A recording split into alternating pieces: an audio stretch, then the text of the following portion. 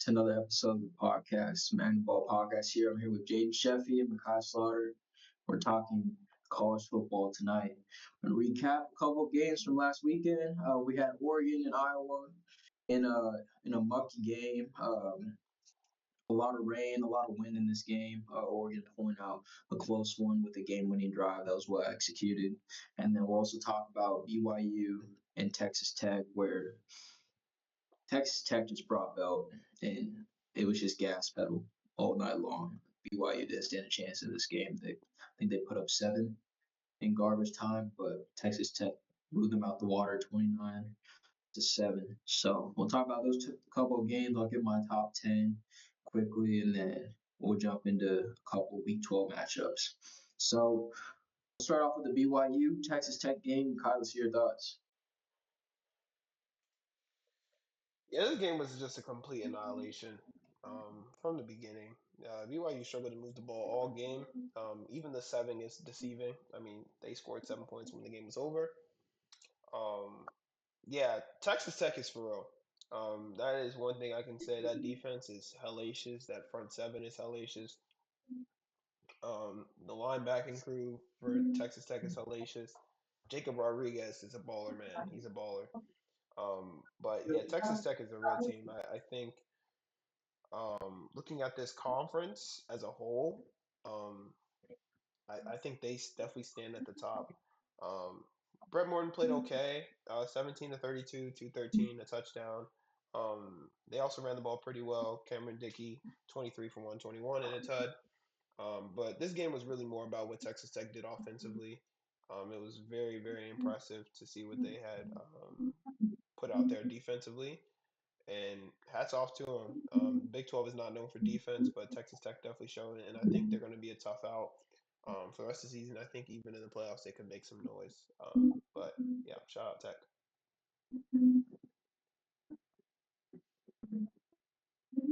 It was just too much for Bo as a freshman. It was too much. That was all over the place. And to Makai's point, Rodriguez, that linebacking core is something. I think they're probably one of the best, if not the best, linebacking groups in college football. But the defense was flying all over the place. I mean, 7 points. My goodness, that's top 7 team in the country. Yeah, that's not going to get it done. Um, College game day type of environment, so I get it. It's a lot for a kid that's just, only 18, 19 years old, but, you know, Texas Tech came to play, and I think they'll be winning the Big 12.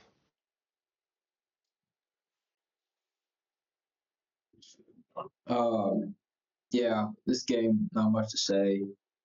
Texas Tech came ready to play, and this team should be honestly undefeated, but they had that one loss, which was a close loss, playing at ASU, where Jordan Tyson just carried. Obviously, Sam Levitt as well, but playing at Arizona State is not easy. They lost a close game by 4 points. Other than that, one blemish, this team would be undefeated. If you look at all their wins, especially ranked opponents, BYU and Utah, they destroyed them, and it was not close. So, and then all their other wins are by double digits. So this team's legit. Um, my rankings are definitely going to favor Texas Tech, and they're going to be a tough out going into the playoffs. All right, moving on. We got Oregon and Iowa. Iowa played this game how they wanted to play this game. They muddied up the game. They ran the ball tough. A lot of QB design runs, and they scored with a minute 40. But like when I was watching the game, I was like, they left a little bit too much time left on the clock, and Oregon was able to use that clock. Dante Moore made some big time throws down the sideline, and Oregon was able to get in field goal range to win this game, 18-16. So Kyle, I'll let you start.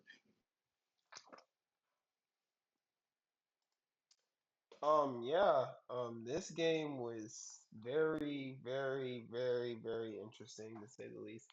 I was really pulling for Iowa. As some of you guys know, I did pick Iowa to win this game. Um, I mean, yeah, Iowa. This is the exact game they wanted. Low scoring. It started raining, which was definitely in their favor, and Oregon just struggled to throw the football all game long. They relied heavily on the run game, which they ran the ball pretty well throughout the majority of this game. Whittington ran it well. Davidson ran it well. Even Hill ran it well. But Oregon wasn't really scoring many points. They were being left. They left a lot of points out there. Typically, when they start moving the ball, they would get stopped and get held to a lot of field goals. Um, and if you're Iowa, this is a game that I felt like they should have won. A game they should feel like they should have won. And Dante Moore, man, you got to start having some conversations, man. Like, yeah, you won, but you were god awful, god awful. Had under 100 passing yards going into that final draft. That's nuts. That's nuts. That's unacceptable. He's got to be better. All due respect, he didn't have Sadiq or what's his name? Decory Moore didn't play, but you got to be better, man. Especially in a tough environment like Iowa City. But at the end of the day, name of the game's getting the win, and they got the win. So shout out to Oregon.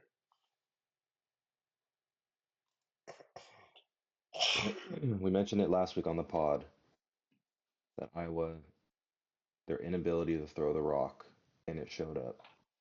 Only 18 pass attempts, 10 for 18, 138, and a touchdown. And you mean to tell me that you couldn't capitalize on this with Dante Moore throwing for 112 yards, a pick, and a fumble, and you still couldn't win the game? Like this is the Iowa we know. Their leading receiver, take a wild guess, it was their tight end. Like it just shows up every single year, and just their ability to move the football on offense, and their defense has to do everything. But defense did what they needed to do. This is an explosive offensive group in Oregon, even though the last couple weeks they haven't looked really the part. Holding Oregon to 18 points, I mean, you can't ask much more out of your defense. Only put up 16 in a game at home in an environment that you could easily win this game. It is just disappointing. But to say the least, Dante Moore, to Makai's point, he's got to play better. I mean, two turnovers. You had a QBR rating of less than 40%. Like it's just not good. So if they want to continue actually making a push, if they hold on to making it in the CFP, like he's gonna have to play much better. Uh, all around, really exciting game. Came down to the last drive, but he did make some clutch throws, so I have to give credit to him for that. There was two throws back to back, specifically the one Dylan mentioned down the sideline. It was a good ball. So that's off to Oregon for pulling this one out, but Iowa, man, had it right there. Yeah, I'm just gonna agree with what you guys said. Oregon, I mean, Iowa had this game for the taking, and they just let it slip through their fingers, which they tend to do oh so often. Yeah, I got to give Oregon credit. Like they did what they had to do because there was another team that went to the Midwest and stunk it up. So, and same weather conditions, all the same, and Oregon was able to close out the deal and finish the drive and get a much needed field goal to win the game despite their bad play on both sides of the ball and terrible quarterback play from Dante Moore. But yeah, no, Oregon has to play a lot better going down the stretch. They have a tough schedule these last three games, and it's not going to be easy for them. So they gotta figure it out quick. And Decory Moore needs to come back because the passing game looks really one dimensional without him. All right, we're gonna jump into my top 10. I threw a little, a couple things in here just to mix things up that might be, I guess, disagreeable with some other people's takes, but we'll see how it looks when I give my reasoning. So I'm not going to give honorable mentions this week. I honestly think after 8, these teams are just. Eh. But I'll start with 10. At 10, I have Texas. They're just in here by default. That's all I got to say. They're in here because they lost to the best team in the country, and then they have that one bad loss to Florida. But They beat Oklahoma. They have a tough SEC schedule, and they strung together some wins. And Arch doesn't look half bad as he did in the beginning of the season. Defense is starting to figure it out. So got Texas at 10. At 9, I got Oregon. I understand this may be a bit low, but I don't like their quarterback play as of late, and this team has just barely inched by the past couple of weeks. And there are some other teams that I think would give them fits if they went head to head. So we'll go to number 8. With that being said, I got Notre Dame. They have 2 tough losses. That just came down to the wire, but since then they've just put belt down on every team. Obviously, their schedule isn't, you know, as tough as an SEC or Big 10 schedule, but you just got to play what's in front of you. They've been able to handle the teams on their schedule with ease, and then the same thing is going to happen this week when they play Pitt. 7. This may surprise people, but I have Ole Miss at 7. If you look since that Wazoo game, they barely beat Wazoo. They lost to Georgia. They barely beat Oklahoma, and then since then they haven't really played anyone. Their best win is at Oklahoma on their schedule. LSU doesn't really matter. Wazoo, South Carolina, and then they just beat the Citadel, which is known as Sister of Nuns. Just not really impressive schedule for an SEC um, school. So I got them at 7, and this team at 6 I like a bit more, especially after the big wins they've had. I got Texas Tech at 6. Reason being, they have 2 really good wins on their schedule where they just destroyed ranked teams in Utah and BYU. Um, they have 1 tough loss at Arizona State, but I mean, it was down to the wire, and I think that's just a game where Sam Levitt and Jordan Tyson just went bonkers on that defense. I understand that they're not playing the SEC schedule, but if you look at how they're just destroying teams, every team they beat is by double digits except for their 1 loss. So I'm going to give Texas Tech the benefit of the doubt and have them at 6. At 5, I got Georgia. Not much to be said. Everyone kept saying, oh, they just keep barely scraping by. They keep getting lucky, this and that. And then they play Mississippi State on the road, and they just take it to them. It wasn't close at all. It was 24, 7.5, and it was just complete annihilation for Kirby Smart and the Dogs. So got Georgia at 5. At 4, I got Bama. Top 4 hasn't changed in the past couple of weeks. These teams just keep winning, and they're not going to move unless they make a mistake. I really trust this offense. Obviously, past couple of weeks they haven't done what they have been doing, but they beat LSU. Obviously, what's left of LSU? Garrett Nussmeier didn't play terrible. 18 for 21, 121. I mean, it's all right, but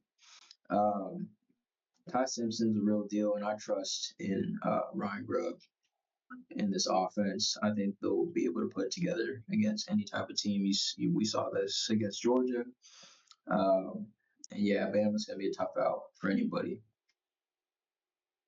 3, I got Texas A&M. This team they look legit on both sides of the ball. They went to Missouri, another ranked team, and they just laid it down on them. Mr. Reed, man, I think people need to talk about him more in the Heisman race. He went 20 for 29, 2 ties, 221 passing. The run game strong with Owens. He also had 2 touchdowns, and then Missouri obviously doesn't have the starting quarterback, but Aggies just keep rolling and doing what they're supposed to do. At 2, I got Indiana. Not much to be said. They're just not one, even though their schedule's unblemished, and I think they have the best wins.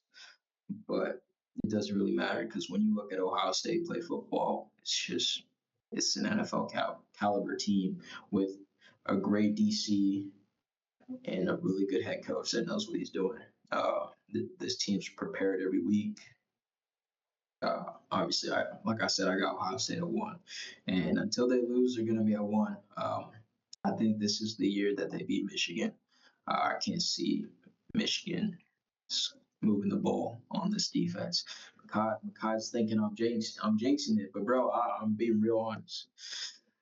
I think this is the year y'all get it done, and y'all go into the playoffs undefeated, but we shall see. All right, comments on this top 10.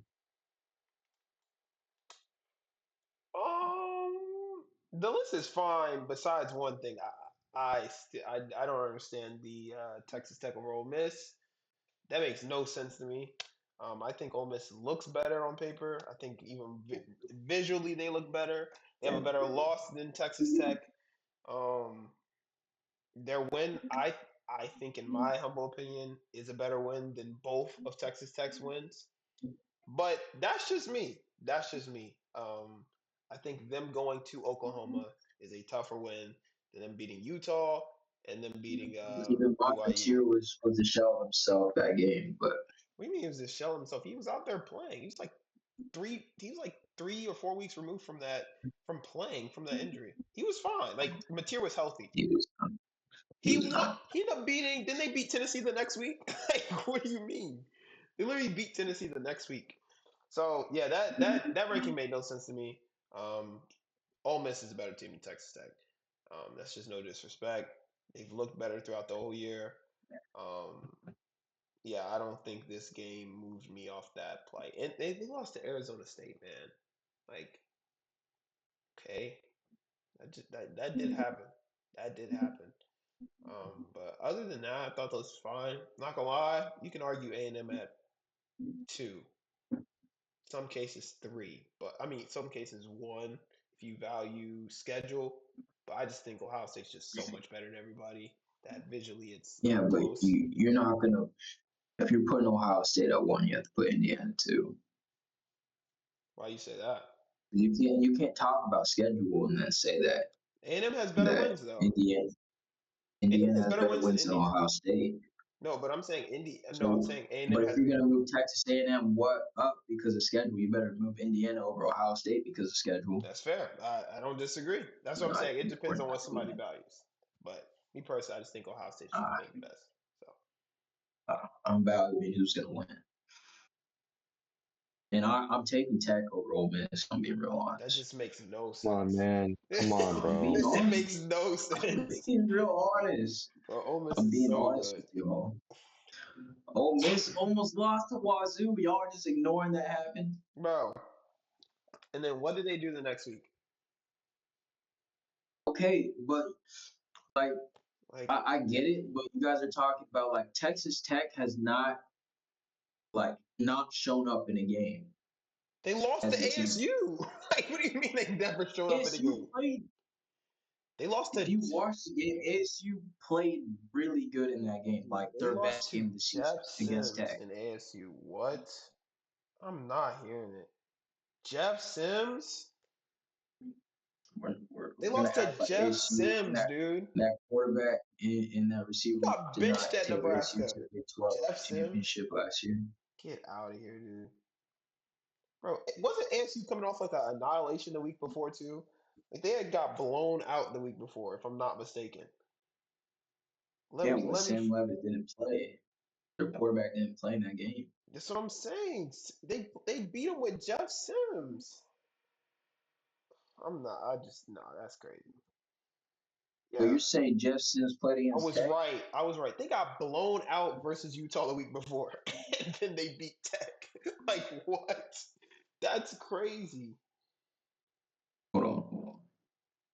Because I was like, I know they got blown out the week before. Like yes, Utah Yeah, put. they got blown out I'm because their I'm gonna quarterback say didn't play. something real That's what quick. I'm saying. I'm gonna say this. I think, at least for this year, the Big 12 is very overrated. Mm. Very overrated. It is. Who's good in the Big 12? Texas Tech. That's it. BYU is not good. They're not good. You picked B. You can't say that when you picked BYU last week. But like That like was things last week. change based on what we watch. It's clear BYU is not that good. It, Tech is way What better. are you doing? Nah, we're not doing this. We're not doing Oh, this, bro. last week. Nah. Last week I picked BYU because I think they're a legit team, and they scored 7 points. Yeah, they're not Not legit legit. Yes, at against all. a legit defense. That's the problem. Like you This gotta be team is not better. beating Ole Miss. I, But I like, can't see here's the I thing: can't see you Tech guys beating saw. Georgia, Bama, A&M, Indiana, or Ohio State. None of them. I don't even Sorry, think they say beat that Notre again. Dame. I don't think Tech beats Notre Dame, That'd be a great game. Ole Miss, That'd be a good one. Georgia, Yeah, I don't think Bama, A&M, Indiana, Ohio State. I think Well, the I only agree with that. I'm just not putting Notre Dame over them because of their 2 losses. that's fair. fine. I'm just saying I think Tech could only beat Oregon. Shoot, I might take Notre Dame over Georgia right now. Does Tech really beat a healthy Oregon though? You what? You heard me? Do they Y'all saw what really? happened last year. You Don't get me see You how take wrong. Jeremiah Love's running Don't that get me wrong. football? Oregon looks mid right now, but Dan Lang always finds a way, bro. That's all I'm saying. Find a way to do what? I don't think he's losing to Lose Tech. to Ohio State by But or 30 points? well, I mean, that's Ohio State. Like Tech ain't no Ohio you State. take you take What they you do? take Notre Dame over Georgia. No. I'm saying in a No, playoff, Notre Dame could beat it Jordan could in a playoff game. happen. Yeah. No. Notre Dame could beat Jordan in a playoff game. 100%. Jeremiah Love is going Georgia's dumb, defense is bro. very shaky. Swiss cheese. That defense is very Against that shaky. running back? Oh no. Especially when I seen what But Ole Miss did to that defense and Alabama did to their defense. No, that defense can be taken advantage of in many ways. Pause. Many ways. 'Cause I'm just saying. Like, I put in A&M at 2, by the way. that's Over fine. Indiana? That's not that crazy. Absolutely. You see what the game at they almost lost to Penn State last drive. You can't just sit here and act like Penn State doesn't have good players on that team. They're talented, but yeah, that's They're the thing. Like, I They're a can't. very talented team. Yeah, and two, it's at But Penn State. That's why I Indiana's can't missing hate. their best player. Nah, Surratt did not play. Shout out to Charlie Becker, by the way. That white boy was hooping. That, that boy was hooping. That catch on the he was doing sideline. that for the whole state. No, actually, and then the catch from Omar. That was crazy. That's a crazy catch. That was a great game. But yeah, I understand the A&M pick. I don't think that's ridiculous. Like A&M looks really dominant right now. I think any normal college football year, they're probably the number one best team in the nation. But it's just Ohio State. They're just absurd. So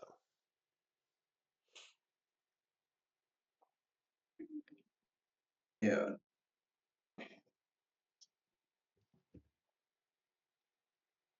I like Texas Tech. Like y'all can hate on that pick, but you know, All right, we'll see. Come CFP. we They're not I I get it. It's the Big 12, but I don't think they jump this over Ole team Miss. this team is very consistent. They beat Utah by 24. They beat all like every competition except for that one game. They beat everybody by at least 20 points. That's not easy to do. Except for that one game, they beat everybody by at least 20.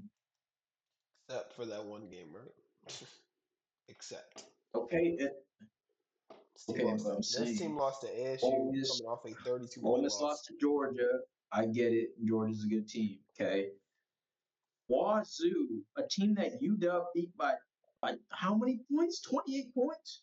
Bro, everyone Almost knows went why. to Ole Miss. Everyone knows why they sleptwalk through that. You can't discredit a team for almost losing. Like, I don't understand that. They It tells won. you a lot. They then what happened after that? They go to LSU and win. I don't know what to tell you. LSU, it's LSU. But this was LSU before they fell apart. Let's stop. They were ranked They number four fell in the nation apart at the week time. two. They fell apart week two, dog. No, they did not. They were undefeated in that game. Speaking of LSU, they are crashing out over there. Brian Yes. Kelly's now doing a whole lawsuit. saying he wasn't formally fired and he wants his money. Yeah, I digress. We're It's gonna move nuts. on for sake of time. We got 3 games we're gonna jump into this week. We got for 12 Oklahoma playing at Bama. Oklahoma's playing for a playoff spot at this point, and they're gonna have to win this game to keep that playoff hope alive. Being because I think at this point, like you got to be ranked top 10 to get in. Uh, Top 10, top 9, depending on how the conference championships look. Bama's favored by 6 at home, as they should be. They play really well at home. I think this is going to be a tough game for John Mateer, and I think Oklahoma, especially defensively, they're going to have to play their best game to win this game. Kyle, let you start and we'll go from there.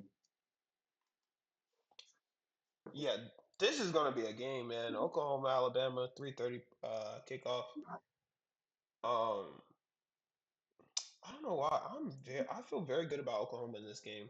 I think watching the Alabama game against LSU, I was quite taken aback about the taken aback from some of the lack of dominance of Alabama in that game against LSU. Um, which was very surprising to see, especially offensively. Like Ty Simpson wasn't bad. Like the offense wasn't bad. It felt like they just did just enough, which I don't think is going to work against this OU defense, who I think is a little bit better than LSU's defense.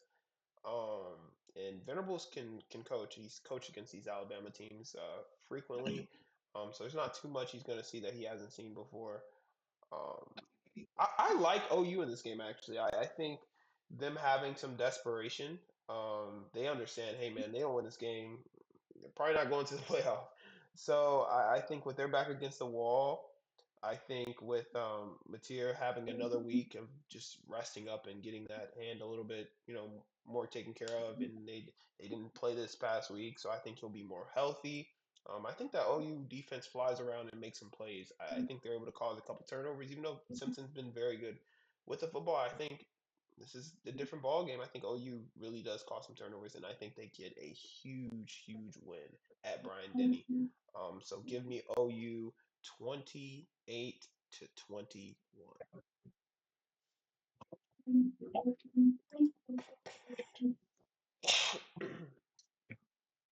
Yeah, I don't see Bama losing this. Um, I think it'll be a good game, but I just can't see Bama losing at home. Um, Oklahoma has been a solid team this season, but I just think Bama's offensive firepower will be a little too much, and I think Mateer is going to have maybe one or two interceptions. But I've got Alabama winning this game in a close one, but I've got Bama pulling this away, 32-30.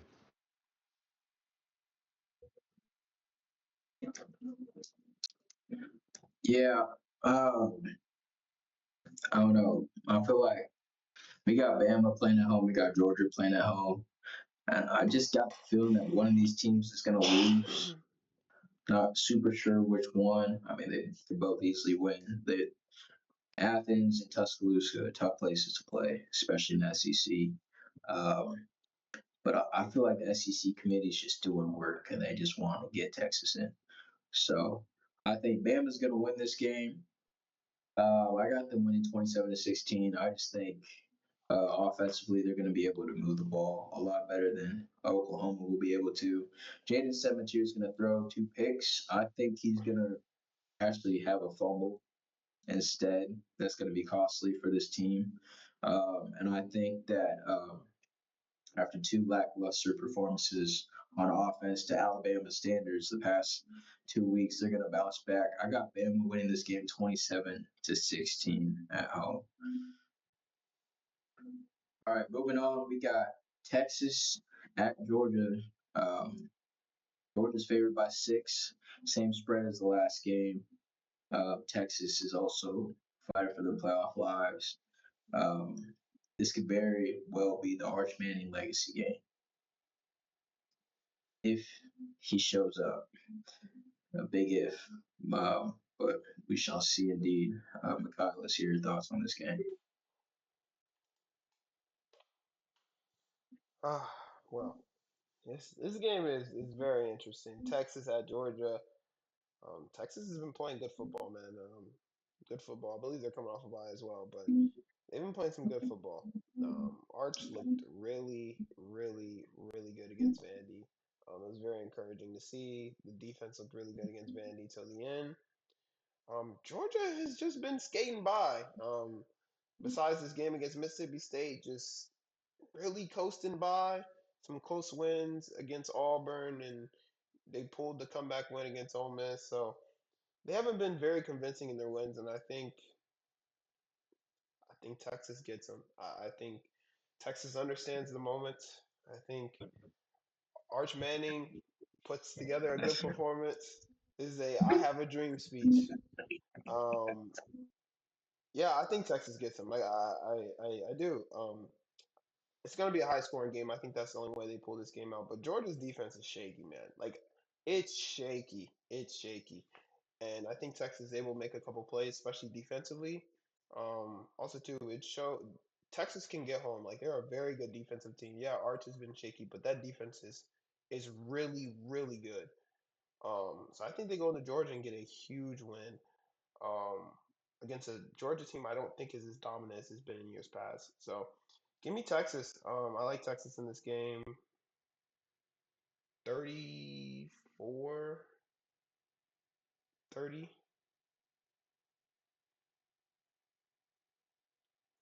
Get this guy off my screen. Get this guy off my screen, Oh man. man, if Texas wins, you're not gonna hear the end of it. I hope they do, man, for your sake. I really do, because first of all, I have a dream speech is nuts. It's great, first and foremost. Uh, I think this will be a good game. You know, I know there's not much they can do about it sometimes, but it's really a shame how the committee, whoever puts this schedule together, stop stacking games, please. Like they're all at the same time. Like, what are you doing? I can't have four monitors up at once. Split Um, screen. makes me dizzy, bro. Anyway, um, I like Georgia in this one. I just think yes, Texas has been playing better, but it's a lot playing there. It's a lot playing in Athens. In a primetime game like this, I think it's going to be a little overwhelming for Arch. Uh, I wasn't too confident about how they prepared him going into Ohio State. I'm not sure if I have the same confidence yet and still going into Athens. Um, I think Georgia's going to be able to run the football, but I like Georgia here. I think Sark's going to get out coached yet again. But I've got Georgia winning this, and I've got them putting up 35 points. Texas 27.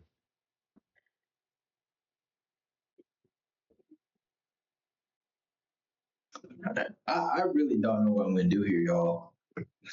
Texas got two top five games to finish out the season. They got Georgia and they got A&M. Committee's going to give them one of them. Is it going to be Georgia or is it going to be Texas A&M? They better get this one because they ain't beating A&M. But the thing is, I think they have a better chance against A&M than against Georgia at Georgia, I agree. especially coming off a bye week. Agree. And if Texas Tech loses or Texas A&M loses, they still have one loss and they'll be in. So committee's making phone calls as we speak. I got Georgia in this game. Like Jay said, off a bye week in Athens, night game, 7:30 p.m. It's gonna be scary. Kirby Smart's gonna dial it up, and like Jada said, what we saw in that OSU game, what we've seen in a lot of these games, let's be real. Like the one dominant win that Texas has had was against Oklahoma without John Mateer playing, I believe, or it was his first game back where he just totally couldn't do it. I believe that was the Red River. when he came back and he just wasn't himself. Other than that, they beat Kentucky in overtime. They beat Mississippi State in overtime, a team that Georgia just beat by 20. They barely beat Vandy by 3. I give it Vandy's a good team, so that was a good win. But the past 2 games before that were not very convincing, and then they're coming off a bye week. I smell embarrassment coming. This is not gonna be pretty. I got Georgia winning this game 35-20. Shoot, I was gonna say, let's just go 35-20. I will say this: the Vandy game was a lot more of a blowout than what the score indicates. I mean, Vandy had a bunch of 3 DEI touchdowns that made the game close. So that game was not close at all. So let's pump the brakes on that one.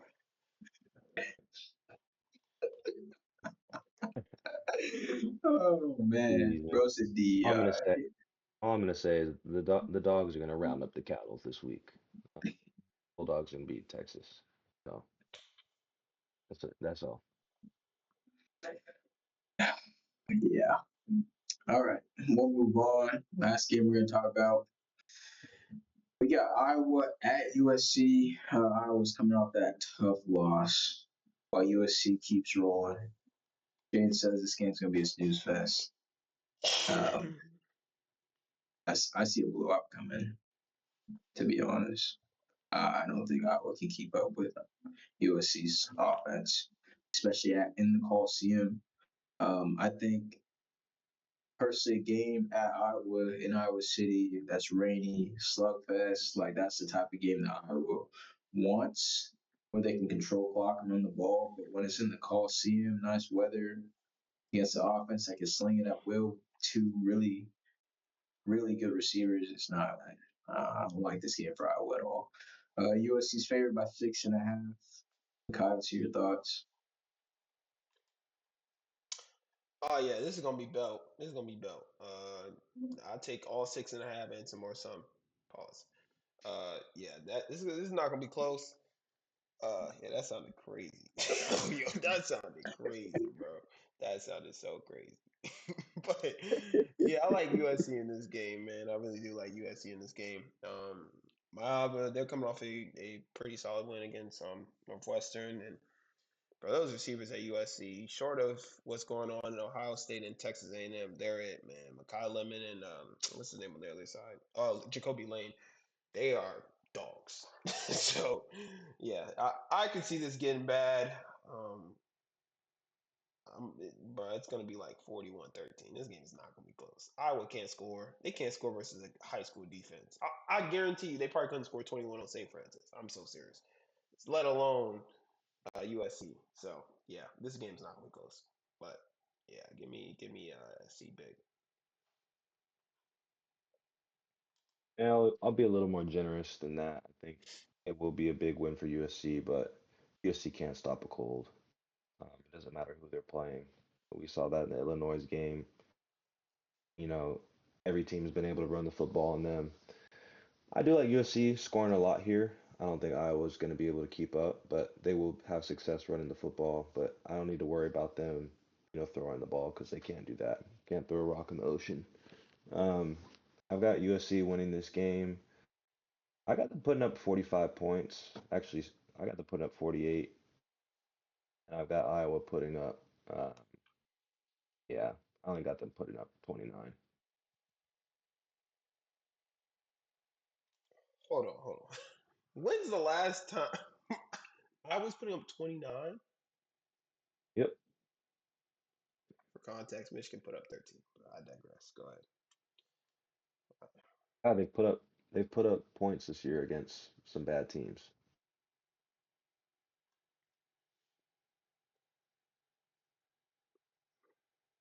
Put up 41 on Minnesota, 38 on Rutgers, 37 on Wisconsin.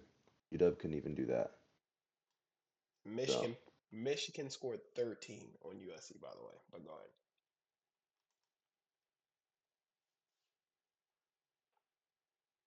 30 is crazy. I don't got much to say. to be real honest on this game. I got USC winning this game 27-13.